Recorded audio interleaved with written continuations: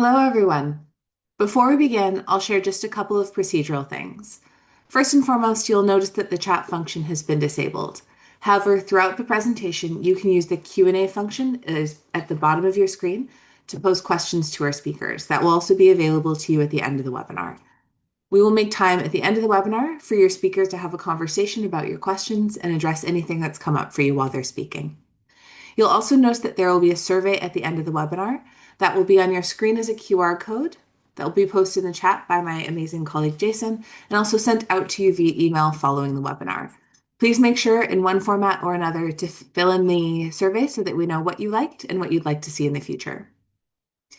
This webinar is being recorded and it will be posted to Ava's YouTube channel shortly after. That means you can revisit this and any of our past webinars and share them with colleagues, family, and friends. After I'm done with the introduction, I'll post that link in the chat. Without further ado, welcome to the Alliance Against Violence and Adversity's Webinar Wednesdays. I'm your host, Dr. Sarah Yursich. With Ava, I'm an early career researcher and lead on the webinar series alongside my amazing colleagues, Jason, Andrea, and Isra. Outside of that role, I'm the co-director of the Frida Center for Research on Gender-Based Violence, housed in the School of Criminology at Simon Fraser University, and faculty in Sociology and Criminology at Capilano University. I'm joining you today from the unceded, traditional, and ancestral territory of the Coquitlam First Nation, and on behalf of AVA, which is a national initiative, I want to begin by acknowledging that we encourage Canadians and visitors to Canada to learn about the Indigenous peoples of the lands on which they live, work, or visit, and become engaged allies together. We, as Canadians, in the spirit of truth and reconciliation, respect the self-determination of First Nations, Métis, and Inuit peoples, and their rights and responsibilities in cultures, languages, and the pursuit of wellness. The focus of today's webinar is basic income and gender-based violence, exploring the transformation potential of a guaranteed livable basic income to support safety and autonomy, featuring Dr. Jennie Pearson and Moss from the Basic Income Youth Collective. Jennie is a community-based researcher and postdoctoral fellow at Simon Fraser University. Her research focuses on sex workers' mutual aid practices and community care models across physical and digital spaces. She is also a member of the Basic Income Youth Collective. Our other speaker, Moss, is a genderqueer person based in Toronto.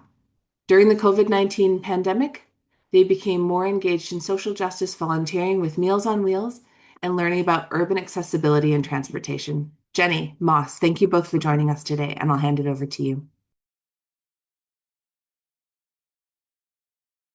Great. Thanks so much, Sarah, for that introduction. Okay, so I'm going to get us started on the first couple of slides. So welcome everyone, and thanks so much to Ava Training for having us. So today we're going to be talking about basic income and gender-based violence, exploring the key components of basic income and how it relates to violence prevention and gender equity. We're really grateful to have all of you here today to talk about how basic income can be a transformative solution to allowing individuals to meet their needs, live with dignity, and support their safety and autonomy. As Sarah mentioned, I also want to acknowledge that this is a virtual session and we're calling in from across Turtle Island. The Basic Income Youth Collective is also a national group that takes place across Turtle Island as well on the land colonially known as Canada.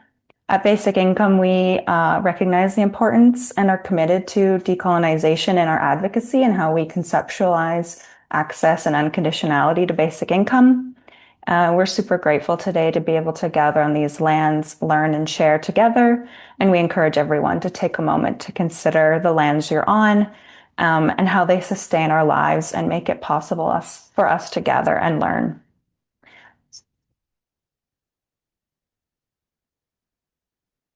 So just to give a quick overview of what we're going to talk about for the next hour, we're going to introduce ourselves as individuals and as the Basic Income Youth Collective.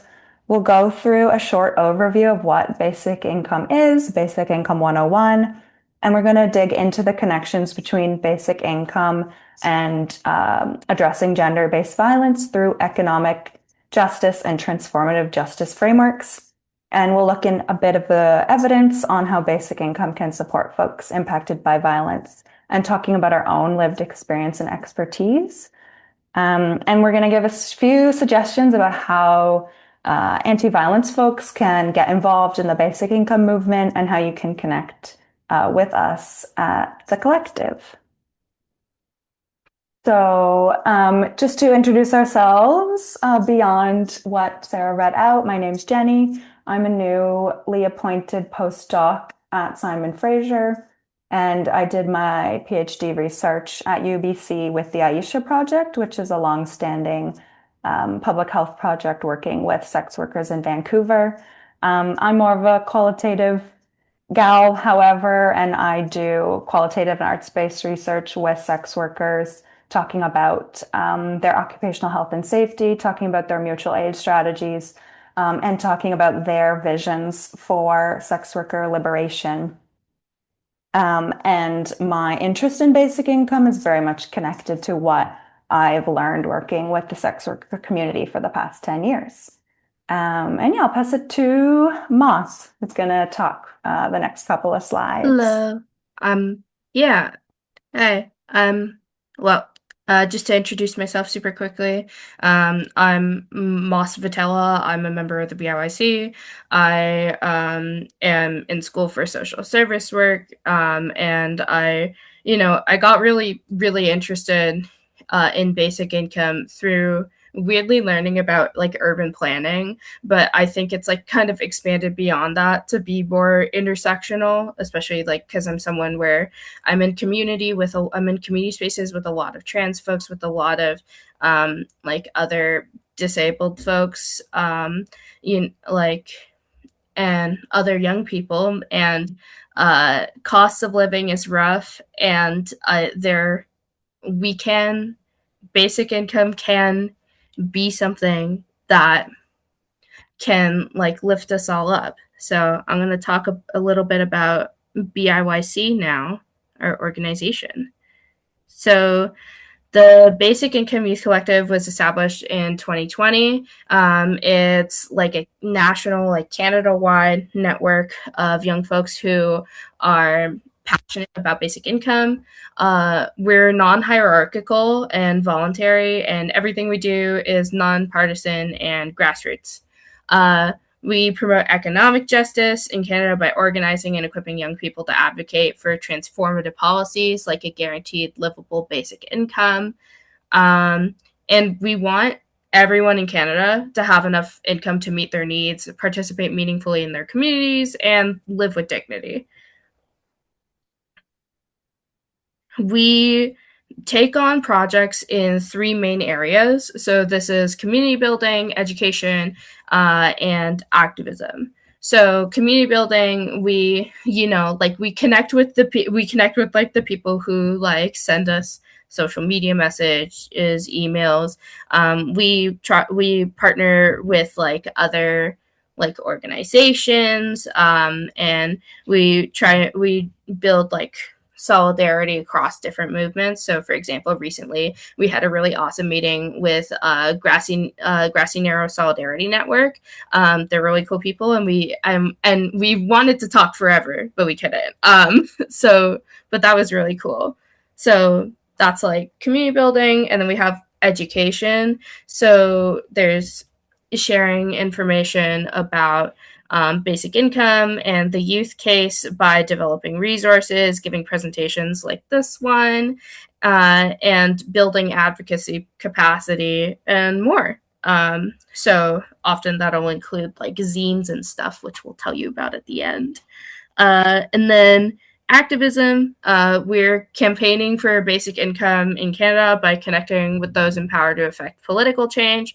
So if you've seen on our socials at all, like we sent letters to MPs about like, hey, what are you doing about poverty? We didn't, and we're doing our best to hold people accountable. So yeah, I'll pass to Jennie. Thanks so much, Muff. Yes, that's what we do. It's a lot. Okay, so let's start talking about what basic income is and what we mean when we talk about basic income specifically, because it certainly differs in different contexts, and different folks have a different approach to it. Um, Usually, we would ask you in the chat to tell us on a scale of 1 to 10 how familiar you are with basic income. I don't think we have the chat open, but you could put it in the Q&A and we'll come back to it later. But it's just nice to know how, familiar folks are if they're brand new to BI or if they've been aware of it for a while, but we'll come back to that and we can talk about it at the end. Because yeah, we're not always all on the same page when we talk about what basic income is or what it could look like. But to us, basic income is an unconditional cash transfer from the government to individuals that enables everyone to meet their basic needs, participate in society with dignity, and regardless of their work status, which is very important. So the first thing about basic income that is important is that it's cash-based, not like other supports that might be, food stamps or providing housing subsidies. So this is a direct cash transfer to people. Basic income is universally accessible. It should be income tested, however, and available to those whose incomes fall beneath a certain threshold, including youth.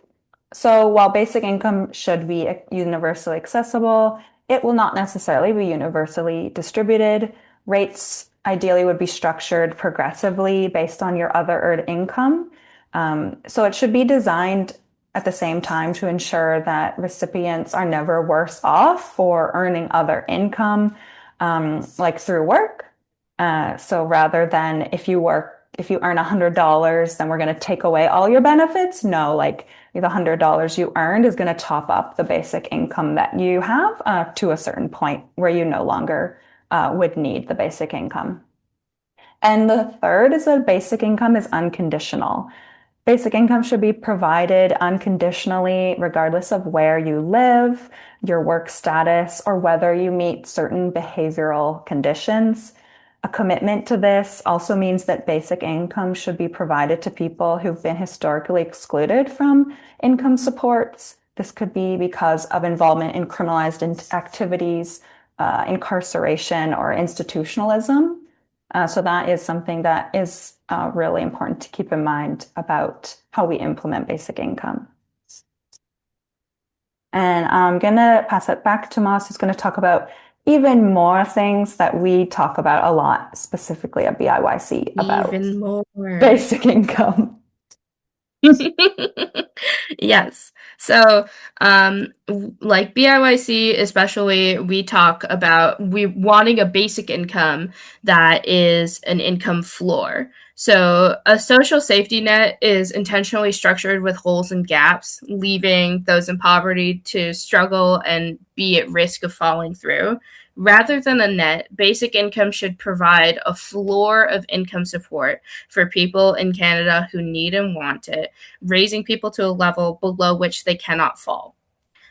We also want a basic income that's complementary. So, like, this should not like some people who talk about basic income will be like, oh, like this, where like this is gonna replace all the other social supports. But in actuality, we're gonna need those other social supports to help make sure that basic income is a stable floor. So basic income should complement robust social services, and that shouldn't come at the cost of other crucial supports and programs. The basic income we want is sufficient and dignified. Our vision of a basic income is based on the dignity, autonomy, and inherent value of everybody. Rates of any basic income should be sufficient for recipients to pay for the necessities of life, participate meaningfully in their communities, and live with dignity. And it should also be implemented collaboratively. This means we like all the people who are going to be affected by this, and that includes like different parts of like governments, like municipal, provincial, but also like indigenous governments. Also means just like everyone who has the right to exist and live with dignity should have a say, and there should be, and this includes, especially again, people who are usually excluded from these kinds of things, people who might be disabled, who might be drug users, who might be racialized, migrants, like any oppressed group. Everyone should be at the table. I pass back to Jennie. Great, thanks, Moss. Okay, so now we're going to talk about some of the history of how basic income has been piloted or explored in Canada. We want to acknowledge that Canada has never had an official basic income program. We've only had like provincial or local pilot projects that have existed for short amounts of time throughout history. And we'll dig into a couple of those examples. So the first one we want to talk about is the Mincome experiment. So this is the Manitoba Basic Annual Income Experiment. Has a nice little nickname, Mincome. And this took place in a small town in Manitoba in 1975 through 78, so quite a long time ago. And so basically everyone in this town was given a basic income payment over the course of those years. However, following the experiment with the conservative government that was in place, there was never anything done with all of the exceptional data that was collected in the 70s. And it kind of sat for quite a long time until Dr. Evelyn Forget undertook looking at all this data and analyzing it and publishing research on the Mincome experiment, in the past couple of decades. And she found that, during the Mincome experiment, high school dropout rates declined significantly, as well as hospitalization rates and family doctor visits. And there's other things we'll get to when we summarize all the evidence, but this was really a landmark experiment showing the potential of something like a basic income in Canada. A lot of folks might be aware of the Ontario Basic Income Pilot Program that launched in 2018. It was one of, at the time, Premier Kathleen Wynne's projects that she helped advocate for. However, the pilot took place during an election period as well. And the Conservative government came in and canceled the pilot only halfway through. It was supposed to be 3 years of payments, and it only lasted about a year and a half. The project was spread out through 3 cities in Ontario, the Hamilton area, Lindsay, Ontario, which is quite a small town, and then also in Thunder Bay. And there were 4,000 folks who were part of the pilot program. Despite it being cut short, there was still a really good amount of data that came out of that first year and a half. And lots of folks at the Basic Income Youth Collective have written a lot of amazing research projects and collaborated on things using that data. And the advocacy around the cancellation of the pilot is really strong, and a lot of interest and broader support for basic income came out of the pilot and also the backlash to its early cancellation. So it still was like an accelerator of the movement, even though it was canceled prematurely. And then lastly, we also just wanted to highlight CERB as an example that showed the potential of somewhat unconditional cash transfers at a federal scale. So during the COVID-19 pandemic, as we know, the Canadian federal government implemented the CERB emergency benefit, and it demonstrated what was previously unthinkable amounts of money that could be given out through a social and federal program when there was political will and when it was deemed like worthy enough. And it also, the necessity of CERB also highlighted the way that the existing emergency supports, income, employment insurance were really failing folks during COVID, and that we needed a different approach. Still, CERB left a lot of people out. You had to be a worker. You had to have previously reported income and your taxes.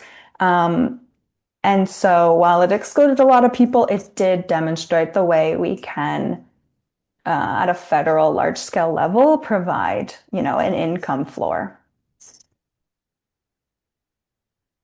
And so I'll pass it to Moss for like a summary of what all of these, data points showed us.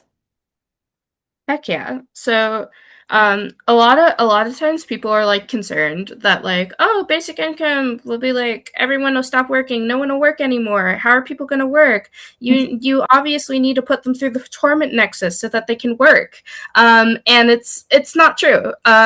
Like when like all when we have this data and we look at this data, what actually happens is that like basic income doesn't have like a huge impact or effect on employment. Like people will have like a modest reduction in hours so they're not like overworking themselves, and they'll talk about starting businesses or like quitting their jobs so that they can stay home with their kids and take care of their kids. Basic income has been shown to be linked with a decrease in crime rates, particularly poverty-related crime, e.g., theft. I don't need to shoplift tuna cans if I have basic income, etc. It has improved people's lives when it comes to education, meaning that people reported increased school enrollment and attendance and high school graduation rates. Um, Critically, it has helped people afford basic needs and living expenses, including clothes, food, and bills. There's better health outcomes, improved mental health, and decline in doctor visits, hospitalizations, addiction, and self reported stress. And has also been shown to produce like higher levels of trust, like toward both individuals and in institutions. And all of this has like impacts at the community level in a bunch of different ways. Basic income has been shown to stimulate local economies as well as bolster higher rates of community involvement. But now that we know all about basic income, what does that mean for people who are most impacted by systems that produce gender based violence? I will hand it to Jennie. Yeah. So as we mentioned, basic income is not a substitute for other progressive social policies and programs, including living wages, labor rights, free and quality healthcare, education, pharmacare, affordable housing. The list goes on and on and on. And for us, basic income is just a piece in the puzzle of what other community-driven strategies we need to get to a point of economic justice. And all of these are also need to be done in collaboration with things like our movements like decolonization, disability justice, climate justice, and so on. So we really see basic income as part of an economic justice framework that will help us move away from inequality and improve people's autonomy and access to resources for people who are most at risk of or experiencing gender-based violence or, violence that is intertwined with these systems of oppression. So when we think about like basic income within the idea of economic justice more broadly, we can then relate it to how economic justice plays a role in supporting survivors of violence and eradicating violence. So now I'm going to talk about the way at BIYC and the way Moss and I think about violence prevention through a transformative justice lens. So BIYC's broader advocacy and priorities for basic income ultimately draw on anti-carceral principles and values, understanding that meaningful impacts of basic income cannot be achieved without also reducing our reliance on and investment in policing, incarceration, and punitive surveillance and control of people who will be accessing basic income or people who are most likely to rely on basic income. So through this lens, our desire for economic justice is complementary to a transformative justice framework So you can see here this little diagram. These are all like not an exhaustive list, but these are elements of what true transformative justice means. And part of that is investing in our community and investing in true economic justice. Transformative justice is not simply the absence of the carceral state and violence or violent systems, but it's also the presence of the values, practices, relationships, infrastructure that we want to see in the world. It's not only identifying what we don't want, but proactively putting in place the things we do want and the things community knows will address violence at its core. And understandably so, most transformative justice work or like anti-violence work in general is happening to address violence that has already occurred, supporting survivors, healing, and their own like justice practices, whatever that means on their terms, and working towards accountability and repair, and also doing like education and prevention work to address like the near future. Because addressing the root causes of violence is very daunting and it's often outside of our capacities as, support workers, as anti-violence workers, as educators, as we do our best and are overwhelmed by the immediate harm that people experience and trying our best to support folks in the present. However, building long-term strategies for economic justice is ultimately essential for creating safety and well-being for all in a sustainable way. This strategy can include diverting funds from carceral systems and reinvesting them into community-led supports for violence prevention services. It also means reinvesting them in other social infrastructure that we know is needed to reduce people's exposure to violence.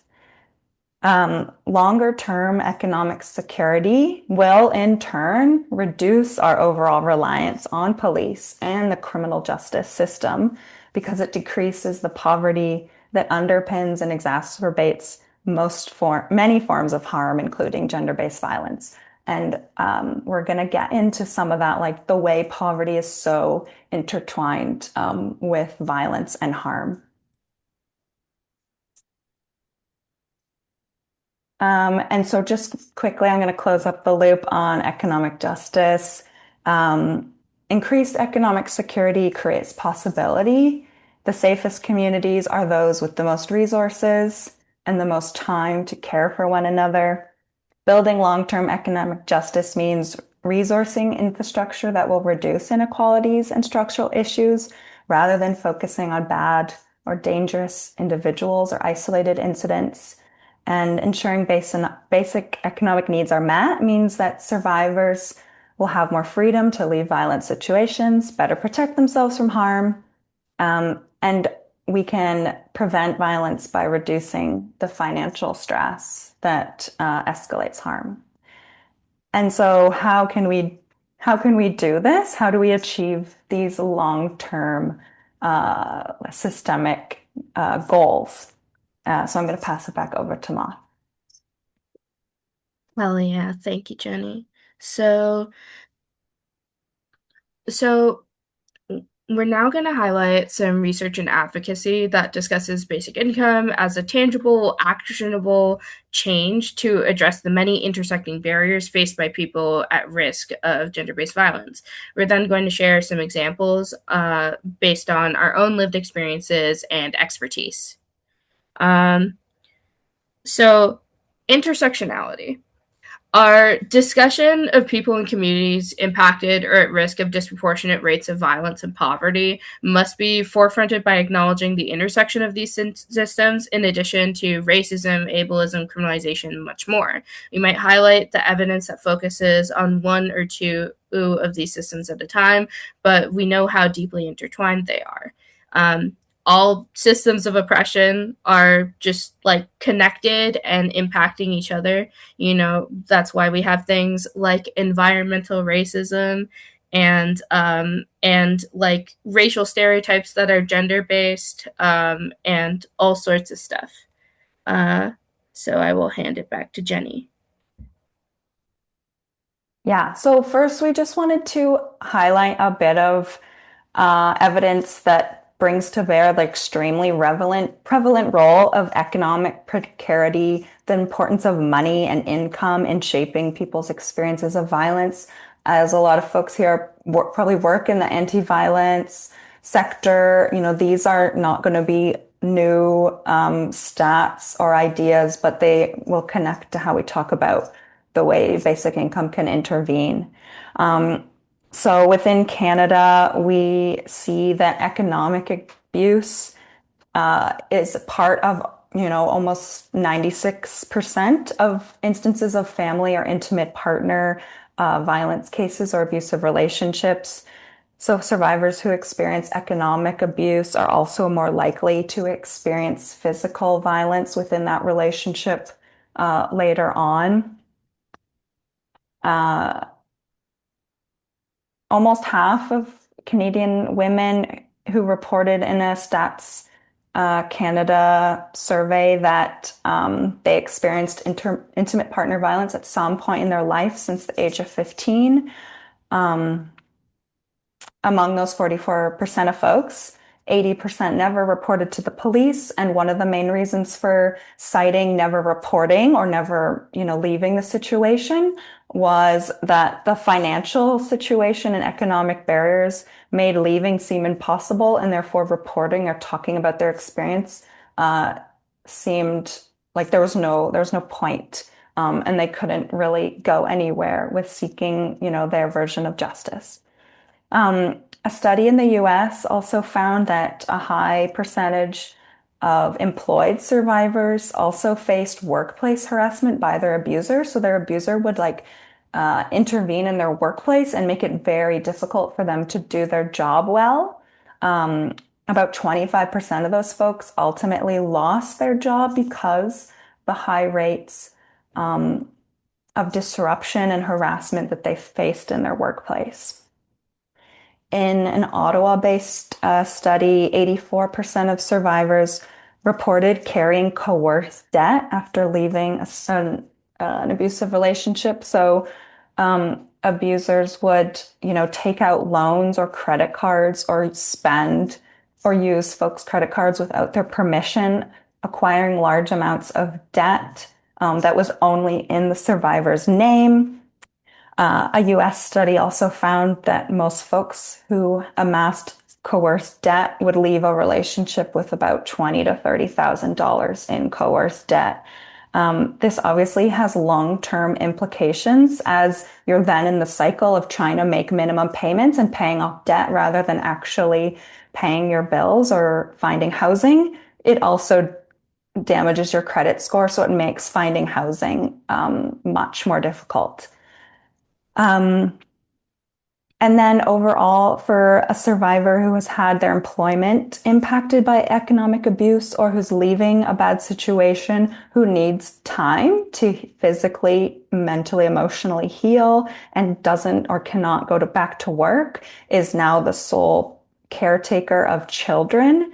It leaves them without decent options for income, and these folks will often have to rely on welfare or social assistance that are not livable rates.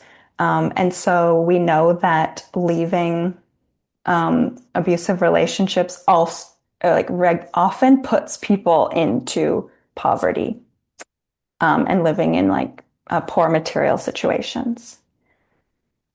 And sorry, there was a message in the okay, sorry, I was distracted by the chat. It's not relevant to me. Okay. And now I'm going to talk a bit about some of the evidence and policy and advocacy positions that have come out, really highlighting the potential impact of a basic income and how it can alleviate some of these very serious instances of precarity that people face when experiencing violence. So research into basic income pilots have actually found that basic income reduces instances of violence by reducing the stress and precarity that can incite violence to begin with. A basic income can increase bargaining power and autonomy within the workplace, because we know that violence and harassment can also take place at the hands of employers, of coworkers, of people in positions of power where we work who are in charge of our paychecks. So having a basic income means that people can refuse unsafe work and leave bad jobs. Um, Basic income can provide compensation for care work because it's not dependent on your work status. And this will, help rectify the large amounts of care labor that is unpaid and disproportionately falls on women, femme folks, and mostly racialized women. And this reduces their capacity to earn income typically. But a basic income will, compensate people for their care labor, meaning that they can take care of their families and save money, and improve their autonomy. Basic income will help ensure that no one is forced into unsafe or exploitative living conditions. This could be in a family dynamic with an intimate partner. This could also be an exploitative landlord dynamic, unsafe neighbors, living in a supportive housing or an SRO building that is not safe, or living outdoors in places that are not safe for folks. So a basic income would give folks more time and options to find safe housing. It would also reduce reliance on emergency services and shelters that are also often unsafe for certain communities. A basic income would support the safety of Indigenous women, girls, and Two-Spirit folk and would help fulfill the call for justice 4.5 in the final report of the National Inquiry into Missing and Murdered Indigenous Women and Girls, which directly calls for a basic income for all Canadians, including Indigenous folk, to provide people with more economic security. And overall, basic income can allow people to leave abusive situations, avoid homelessness, meet basic needs, and rebuild their life with dignity. I'm going to pass it back to Moss. Heck yeah. So we wanted to dig into a bit now about like our lived experience and how like that and like just our lived experience, our expertise on particular areas of oppression that like me and Jennie have like focused on in like our basic income advocacy and just like other like social justicey stuff that we're doing in our lives and in the world. We could click to the next slide. Yes, thank you. Okay, so I wanted to talk about two things. I wanted to talk about basic income and youth, and I'm going to talk about basic income and trans stuff, and then I'm going to pass to Jennie so she can talk about sex worker liberation. But so, basic income and youth. I want to start by saying young people are an oppressed class. We are excluded from public spaces where we experience formal and informal like segregation, especially like minors, people who are considered children, like or people like children, minors, like however you think of it, you refer to them. We have a set of ages of people where we're like, oh, that person shouldn't be hanging out with an adult. That person shouldn't. That person should only be around other people their age. We think and we have like both like we have like both like formal systems and like ways of like segregating people by age and also just informal like attitudes that we have about who should be spending time with who and who should be in community with who. There's also things like we're phasing out like cash payments for a lot of different things. So like young people often don't have access to credit or debit cards or have limited access to those things, which means that if they need to like go somewhere like taking public transportation in Toronto, for example, is like infinitely easier if you have a Presto card. But like it's more but that kind of thing is more difficult for young people to access. And there's also the thing of like just there's increasing surveillance. Like every time there's a moral panic about anything, it always starts with the kids. Oh, the kids are gay now, or the kids are doing are the evil transsexuals are influencing the children. What about the children? Isms are like happen in like every time, like oh crime rates, oh migrants, oh like drug users, like everything. It always starts with kids.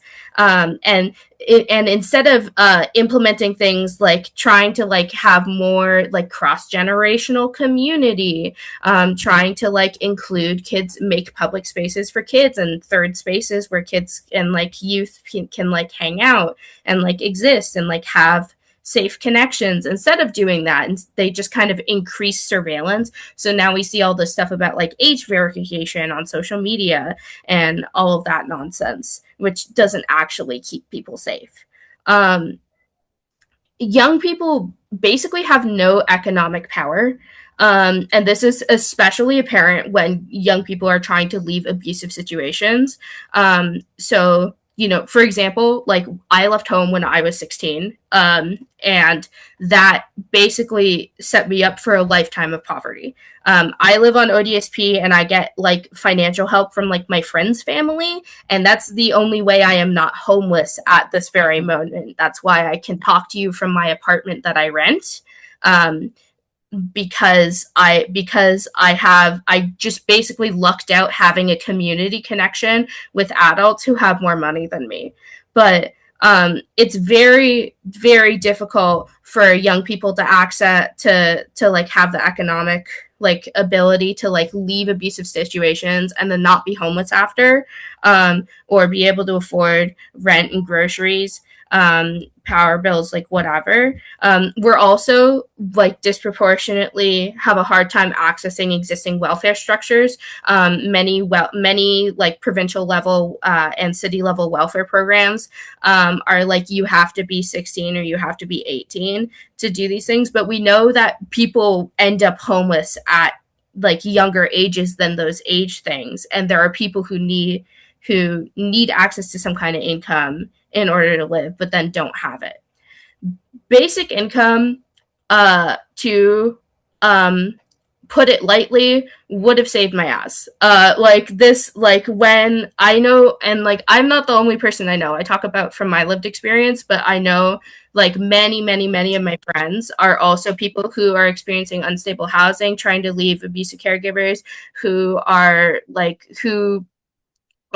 just in poverty because they had to leave home before they really like had a lot of stuff in place, like a job and a bank account and all this different stuff. And like, yeah, it basic income would keep us off the streets, keep us from like dying of overdoses. We mentioned a bit like how it prevents addictions. Like it would help like with like the youth mental health crisis. A lot of my friends have felt, and me have felt suicidal in our lives because like you feel so trapped as like a kid where like you have no power and you can't like do anything about the situation, you can't leave. And it's just so terrifying. And like basic income would like give us the ability to like to be able to like leave these situations and find better and safer places for ourselves, and to like live with dignity. And further, basic income would also support families, because we know a lot of like abuse happens in situations where families like are already like struggling with other things, especially economic factors. So when families are supported, then they can spend more time like taking care of like the young people in those families, and then young people are better supported. um, on the flip side, we need to make sure that basic income is accessible to young people, so that like when when it comes down to like there's a 16-year-old and they're leaving an abusive home and they need access to an income that will allow them to live, and not be and like have like a bed and have food and all that stuff. Like that person needs to be able to actually access that thing. um I also want to talk about so basic income and trans um communities. So trans. Hello, I am trans. I'm a xenogendered, genderqueer individual. I like so I'm in community with a lot of trans folks, so a lot of this like is like again comes out of like lived experience of like this is what's going on for us right now. Trans people experience like disproportionate degrees of poverty. Every trans person I know, including me, is struggling with the cost of living, housing, just try like food security, and employment. We're in this environment where we're like increasing like anti-trans sentiment. You see it everywhere on the news. There's a new anti-trans bill, like kind of like every other week in the states. Like you got, we're facing more like policing and violence, for being trans, right? And this is a form of gender-based violence, is like the violence that trans people face for being trans. And this can include stuff like, like physical assault and like abuse and those things. And this also includes the violence of being denied housing because just someone doesn't like the look of you.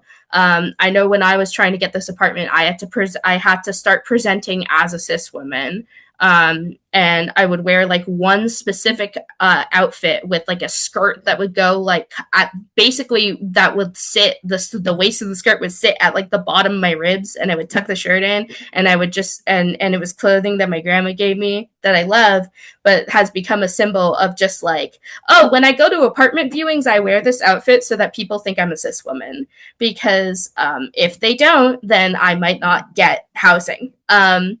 And that's true of like so many of us. And it's even worse for those of us who don't have the privilege to have like the ability to like pretend to be cis people when we need to. And basic income can like give us like the space to like be able to like make rent, to find new places, to pay for groceries, even when we can't like find a job because of employment discrimination, or like when we don't have like a great housing situation. It can also make it easier for us to access like gender affirming healthcare, because top surgery costs like what is it like 50 a minimum of like $1,500. If I want top surgery, I'm not going to get it for years, because I need or I need to start a GoFundMe in order to make that happen. So yeah, just basic income, generally life saving for those of us who are young and those of us who are trans. And I will pass to Jennie to talk about sex worker liberation. Thanks so much, Moss. Life-saving, that should be the title. Yeah, so lastly, before we go into like implementation and activism, I'm going to talk a bit about the intersection of basic income, violence against sex workers, and sex worker liberation. Folks in this space might be aware, but due to criminalization and stigma, sex workers worldwide face disproportionate rates of violence. This includes at the hands of perpetrators posing as clients, but also intimate partners, the police, landlords, service providers, including anti-violence service providers who are anti-sex work. And despite the common assumptions that this is because violence is inherent to sex work, it is instead the result of stigma and legal framings that depict sex workers as criminals or victims as violence or as generally other. The lack of legal rights for sex workers, of labor protections, and sex workers' general inaccess to justice and general social services. As well Economic precarity, poverty, homelessness, and the lack of safe working environments also increase sex workers' proximity to criminalization, surveillance, policing, and all of this only increases folks' experiences of work-related violence, but also violence in other parts of their lives. Not a lot of sex workers report extreme acts of violence at the hands of clients, but a lot of sex workers report state violence at the hands of police and institutions. And as is true for all workers across industries, economic stability is the best way to increase workers' autonomy. Like we mentioned, literature showing that a basic income could support people's ability to like leave a bad job or a bad boss. The same is true in sex work. It gives you autonomy to refuse unsafe work and work in the best way possible for yourself. But at the same time, because sex work is not recognized as legitimate work, sex workers often don't have access to work-safe procedures, to harassment and discrimination protections, to employment insurance, to paid sick time, to disability benefits, or emergency supports such as CERB. This is some global literature on the lack of access to social protections among sex workers. And also some data during COVID. I did a research with sex workers in Vancouver at the time.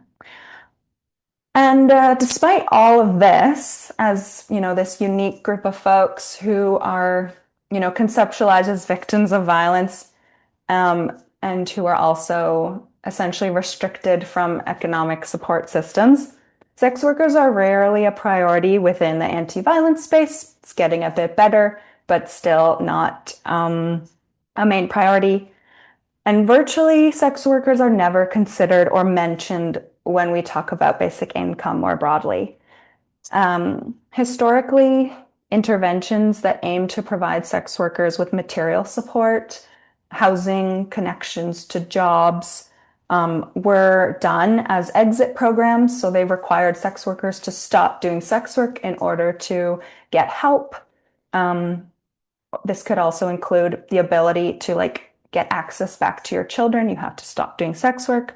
Or sex workers are often forced to identify as trafficking victims, even if that's not the case, so that they can access trafficking survivor supports that are much better funded than sex worker supports.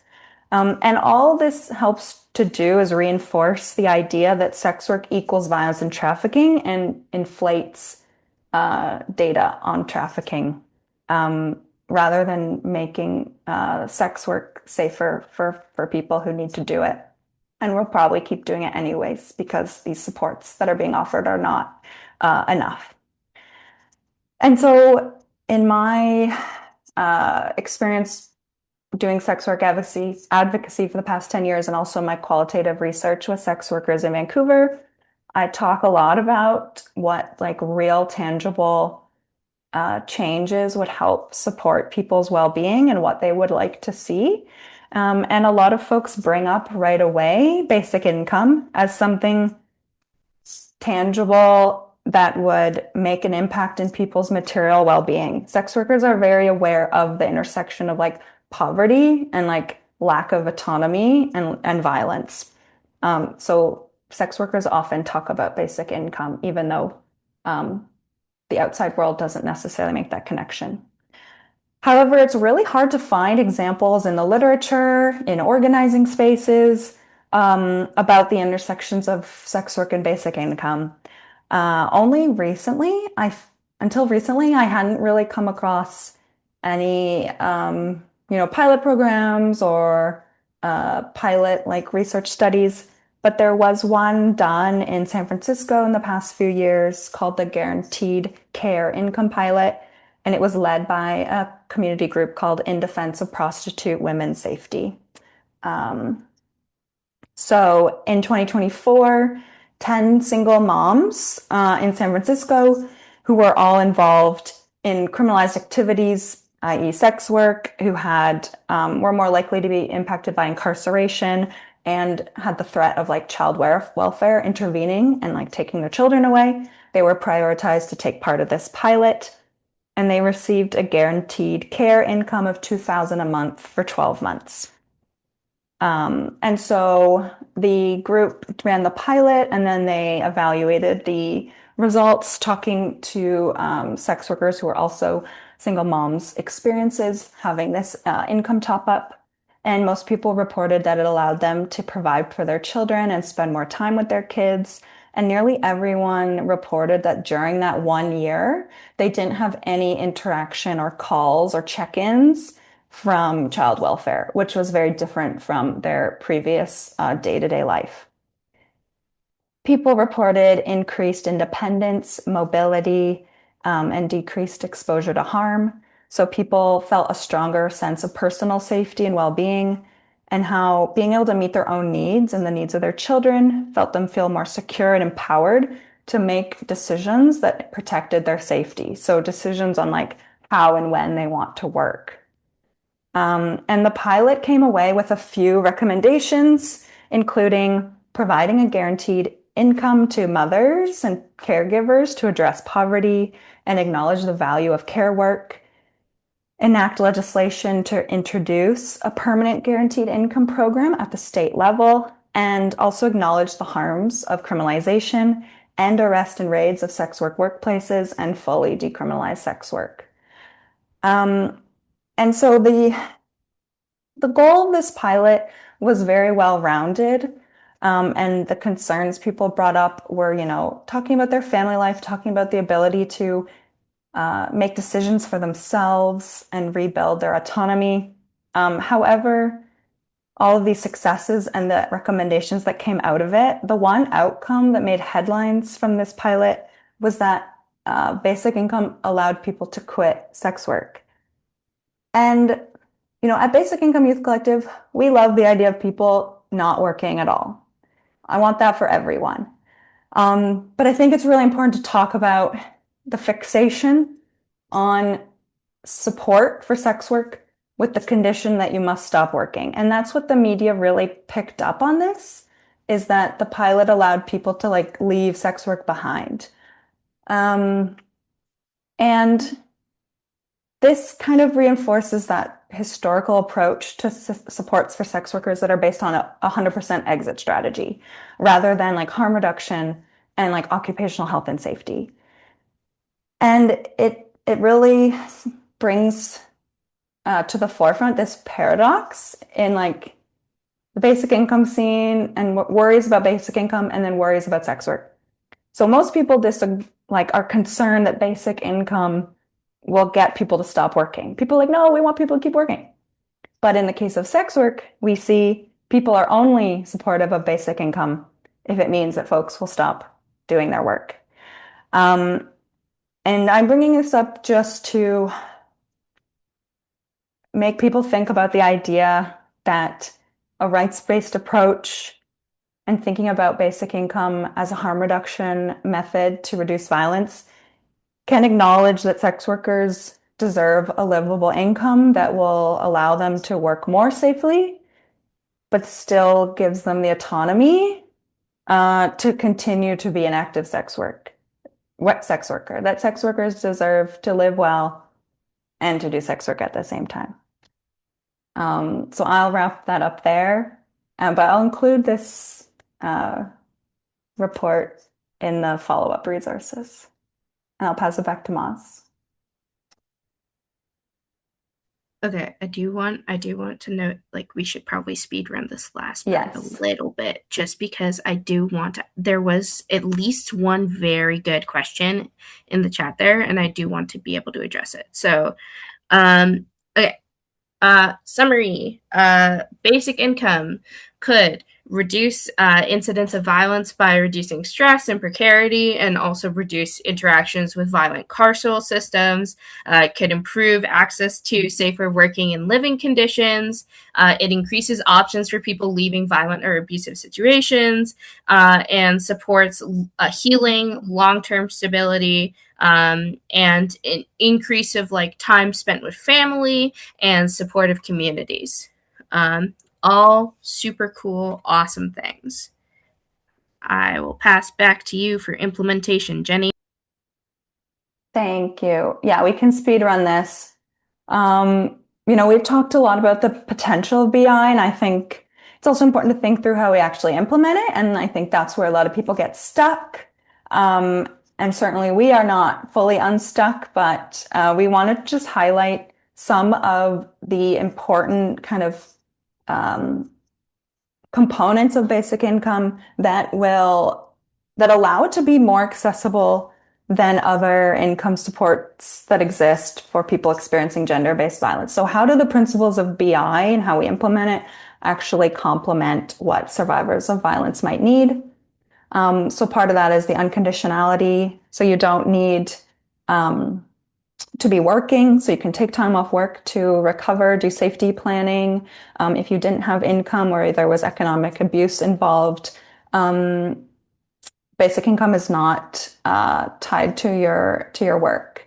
BI payments are individual, not household based. So breaking that economic dependency, and often also like welfare systems will look at household income, which might restrict someone from like living with a friend or family member and then getting their benefits cut off. But basic income would look at that person individually and continue those payments. Payments are predictable, they're regular, monthly, they're not crisis grants, so people can make long-term decisions and rebuild stability over time. And the amounts are meant to be sufficient, so they're meant to account for the cost of living and they count for an average 1 or 2 bedroom household, so that people can, take care of their baseline needs, and also do the things they need to do there's legal fees involved, time for counseling, things like that. And I'm going to steal your next slide, Moss, just because I'm already talking, but we know that BI is much more complex than even these considerations, and like potentially in the Q&A as folks who work in the anti-violence or support sectors, like what are some of the considerations that have come up for you? And like what are things we need to think through?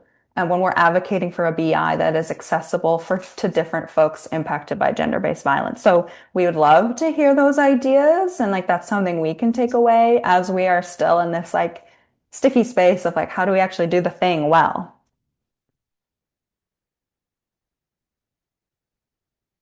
Yeah, so this is just a quote saying why these things sometimes don't work out as well as we hoped. So how can gender-based violence advocates, anti-violence workers support the call for basic income? We want, people to build those cross-movement solidarities with us and amplify our work because we all hold power in different spaces. So we want more people to be recommending basic income as it relates to your community and your work. So we have a few suggestions as both organizations, your workplace, and then what you can do as just an individual person. So at your organization or at your research center, include basic income as a policy recommendation and like how it relates to what you do. Join a coalition in your city that works in basic income and maybe have someone from your organization like join and be, a representative and bring that anti-violence, gender-based violence perspective to their work so that these things intersect. And consider publishing an official position statement in support of basic income so that people know where you stand and how it relates to your work and your values. So I'm going to pass it back to Moss.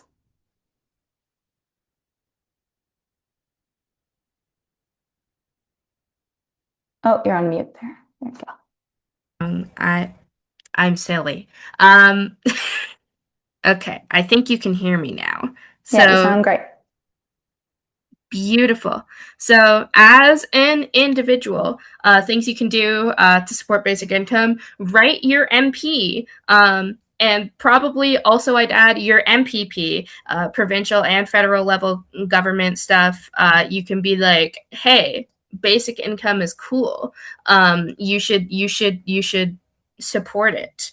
You can also support ongoing current efforts for basic income. So like the proposed provincial pilot in PEI is like huge. We did some lobbying about that back in October at Parliament Hill. It's very cool.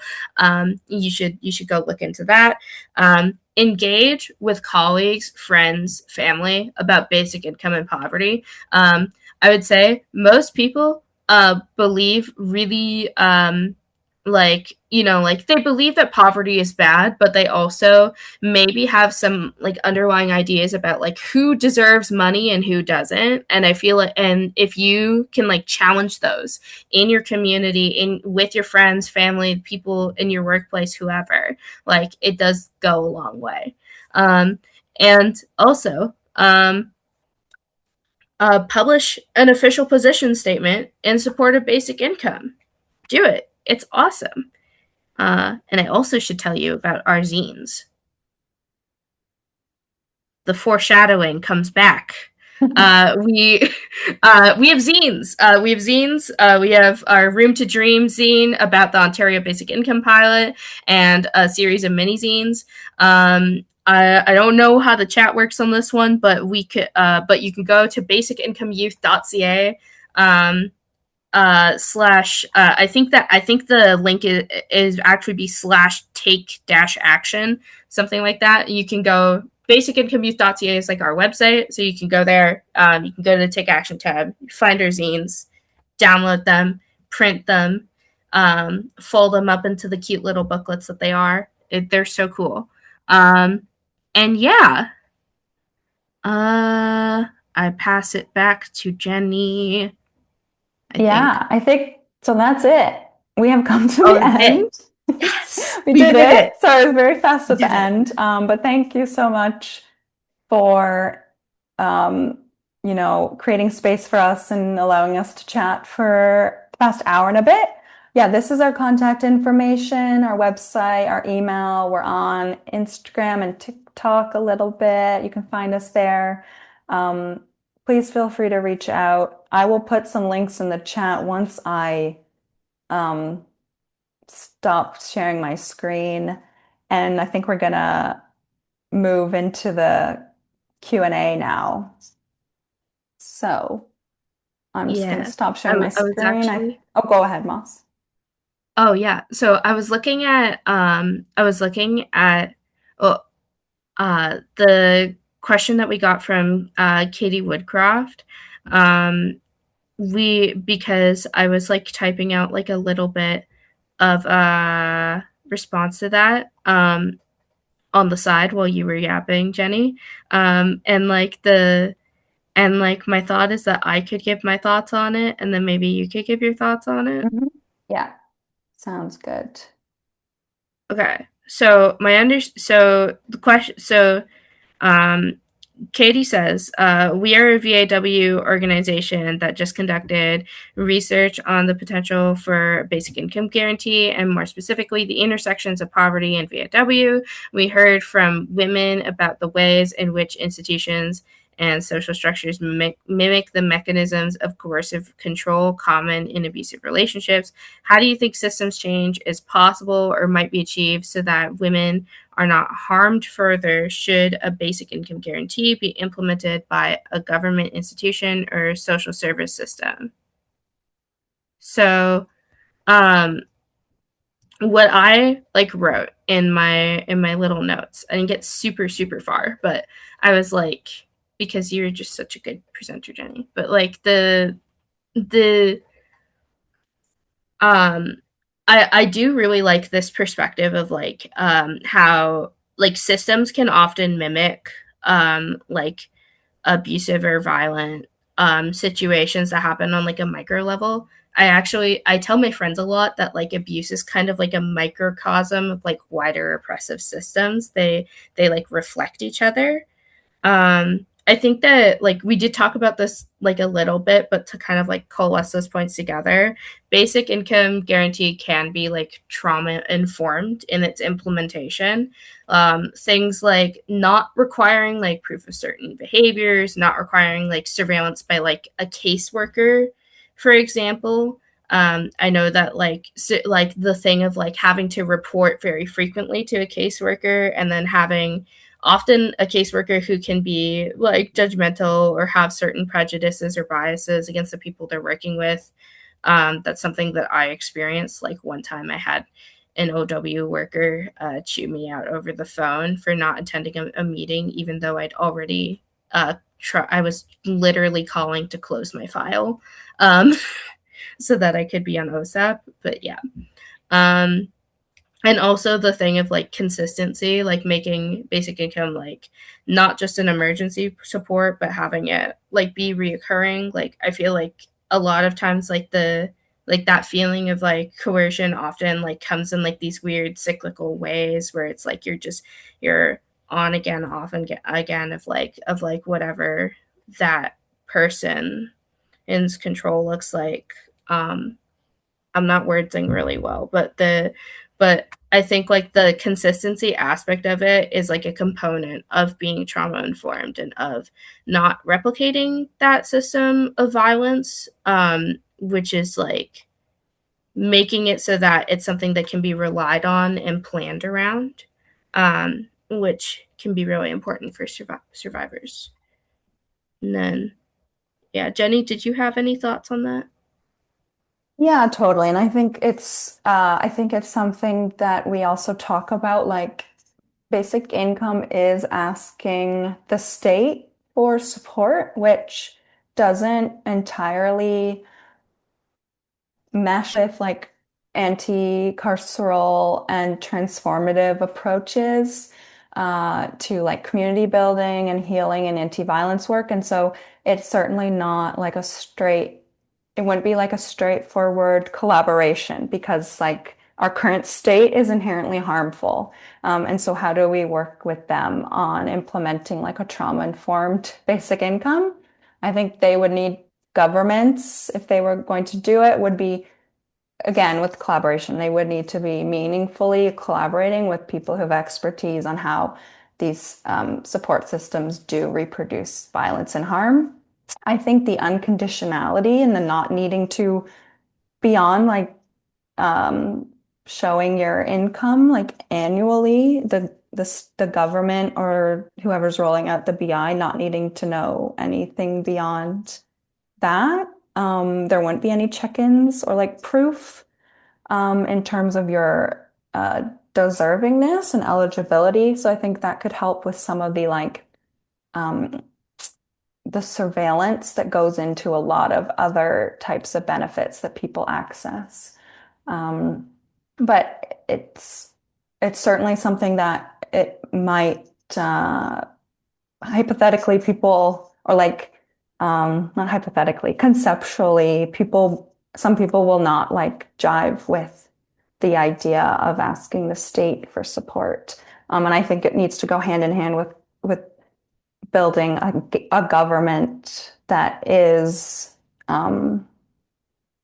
separate from like carceral institutions. I think it's part of that longer term goal of divesting from those systems that cause harm. Um, and someone at work, and sorry, we joke that I think we mean that like we are okay with the idea that some people can't or don't want to work in the ways that we are now required to work in order to scrape by. I think in any future world, lots of people will need to do labor and contribute to society in different ways.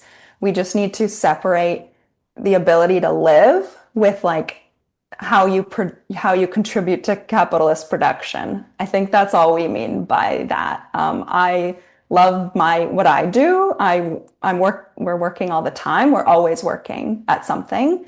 But it's like, what do we consider work? Like caregiving supporting community, that's also work. So it's more about how do we think about work? And Moss, do you want to add to that?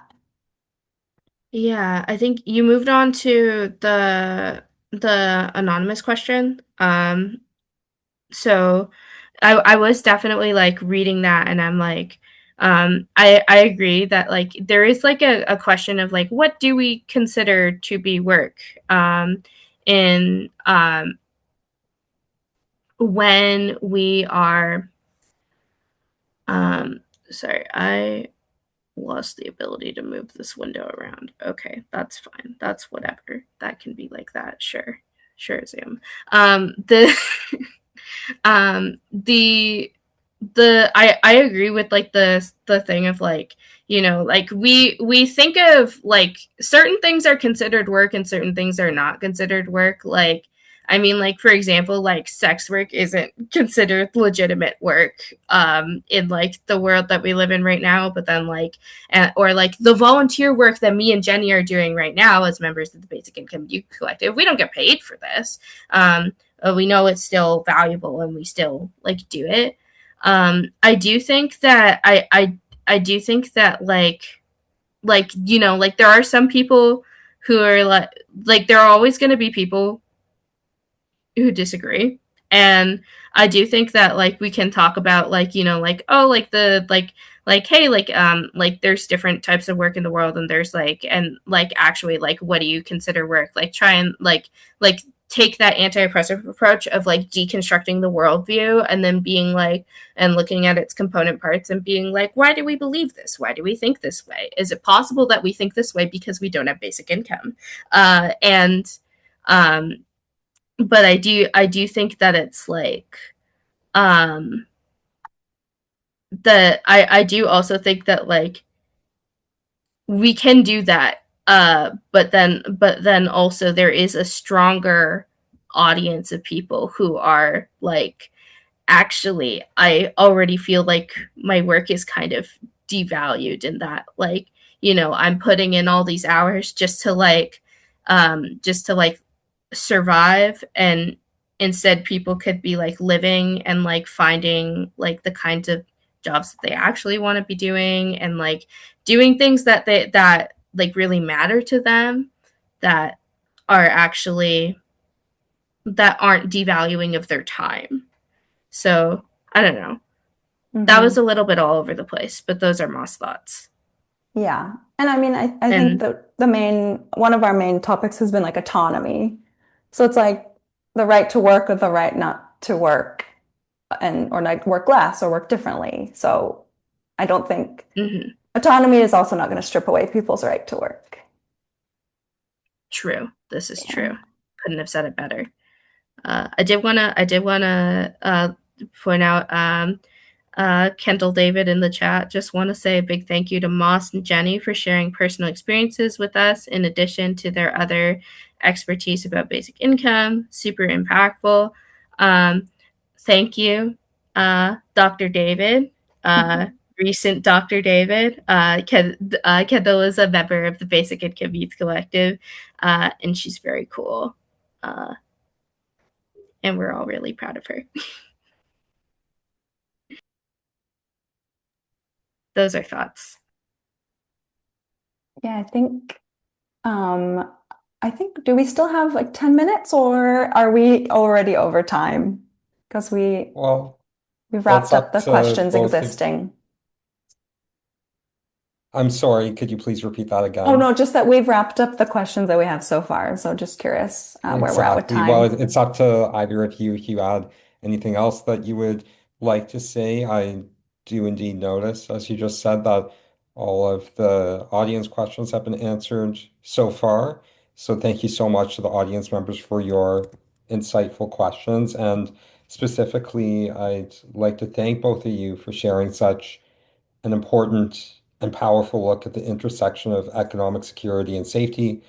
And this conversation, I believe, emphasized the importance of considering that addressing gender-based violence requires us to look beyond immediate crisis intervention, which is, of course, important, but to also consider systemic solutions like a guaranteed livable outcome. And we truly value the time you spent with us exploring how we can build more autonomous and secure futures for everyone. And I would like to thank everyone in the audience for joining us today. So I have a couple of concluding notes. So as you can see on the screen, that there is a link with the QR code to complete the feedback survey. I will also be sending the link by email to everyone later today.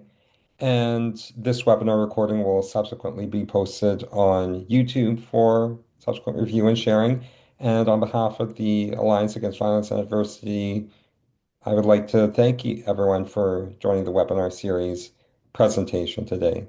I hope that everyone has a great day. So thank you so much to both of you for your time and your valuable presentation today. Great. Yeah. Thanks so much, everyone, and to everyone at AVA for having us here today. Thank you. Yes, thank you so much for having us. So much fun. Yeah.